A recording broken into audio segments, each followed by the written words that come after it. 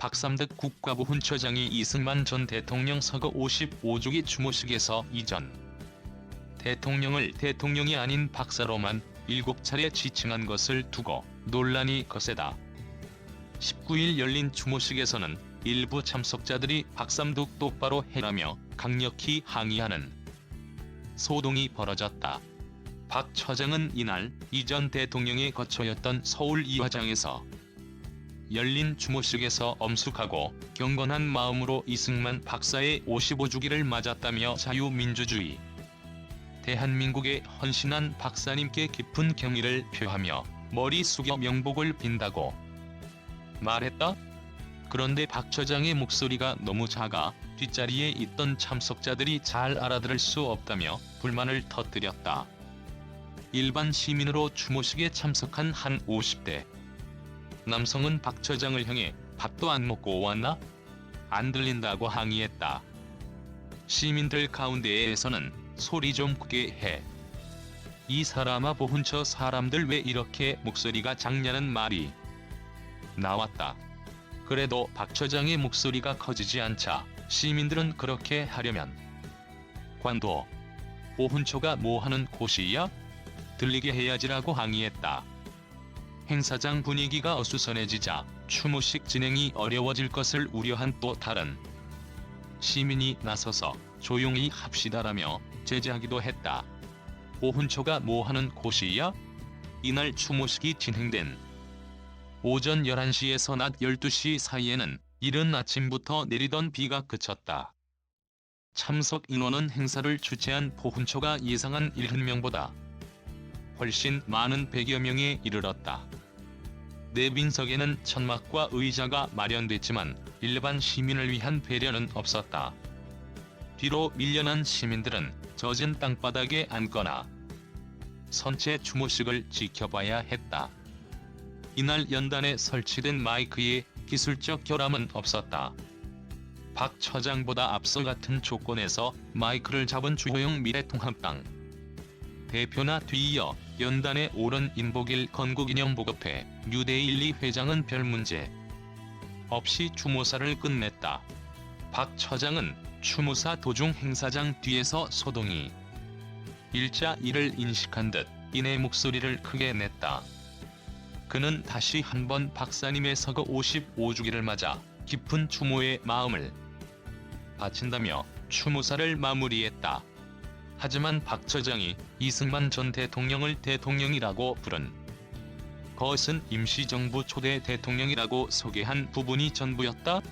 박 처장의 이 같은 호칭 사용을 두고 정치권 안팎에서는 이 전 대통령을 건국 대통령으로 인정하기 꺼리는 현 정권 기류를 반영한 것 아니냐는 해석이 나왔다. 현 정권은 그동안 대한민국 건국을 1919년 임시정부 수립으로 보면서 1948년 건국이라는 역사적 사실을 부정했다. 보훈처는 공식 페이스북에도 정부는 1949년 이승만 박사에게 건국 훈장 대한민국장을 수여했다고 올렸다. 지상욱 문변호사 호칭 함께 쓰자. 지상욱 통합당 여의도 연구원장은 페이스북을 통해 앞으로 보훈처는 문재인 대통령과 문재인 변호사라는 호칭을 함께 사용해야겠다며 이 전 대통령이 박사 학위 소지자가 아니었다면 이승만 씨라고 호칭했을 것인가라고 비판했다.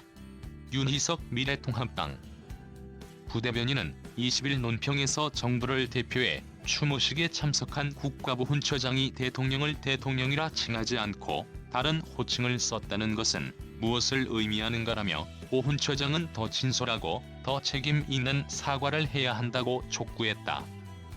한편 박 처장에 이어 연단에 오른 인 회장은 이승만 대통령에게 깊은 참회가 담긴 편지를 올리는 형식의 추모사를 7분간 힘주어 낭독했다. 이와 관련 이날 추모식에 참석한 조갑재 전 월간조선 편집장은 유튜브 방송 조갑재 TV에서 인복일 회장이 아주 감동적인 연설을 했다고 평가했다. 다음은 인 회장의 추모사 전문이다. 나라를 세우고 지키고 키우신 우리의 수호신 이승만 아버지시여. 우리의 마음과 눈을 뜨게 하소서. 하늘에 계신 대한민국의 아버지 이승만 건국 대통령 각하께 삼가 문안 올립니다. 55년 전 오늘 하늘에 오르사 주의 품에 안 계신 아버지께서는 그동안 당신의 나라를 지켜주시며 얼마나 아프셨을지 짐작도 못하는 저희들은 부끄러운 죄책감에 몸둘 바를 모릅니다. 아버지께서 목숨을 걸고 만들어주신 대한민국의 독립체제가 모두 무너지고 있기 때문입니다. 부산 정치 파동 때 관철하신 자유민주주의의 꽃 대통령 직선제 헌법 반공포로 석방으로 휴전회담을 깨면서 쟁취한 한미동맹, 이 두 가지는 미국의 아버지를 제거하려는 위험을 무릅쓰고서 혼자 힘으로 구축하신 자유민주공화국의 기둥이요 철벽 안보의 영구평화체제입니다. 또한 잇따라 4.4 도입 개헌을 통하여 야당의 반대를 물리치고 자유시장 경제 헌법을 만드시어 대한민국의 글로벌 경제부국 신화를 탄생시켰습니다. 이 세 가지는 29세 때 감옥에서 쓰신 애서 스스로 약속하신 아버지의 꿈을 반세기 지난 79세에 모두 실현시킨 불굴의 신념, 경이로운 역사 창조의 기적입니다. 하늘에 계신 아버지 보시는 바와 같이 오늘날 저들은 자유민주헌법에서 자유를 빼려하고 한미동맹을 깨부수려 전작권을 농단하고 자유시장 경제는 코로나 바이러스보다 무서운 기급독재 포퓰리즘에 감염되어 무너져 내리고 있습니다. 이 모든 것이 어찌 저들만의 반역 행위라 비난만 할 수 있겠습니까? 저희들이 죄인입니다. 자유세력이라 자칭하는 저희들이 모두 공범이나 다름없습니다.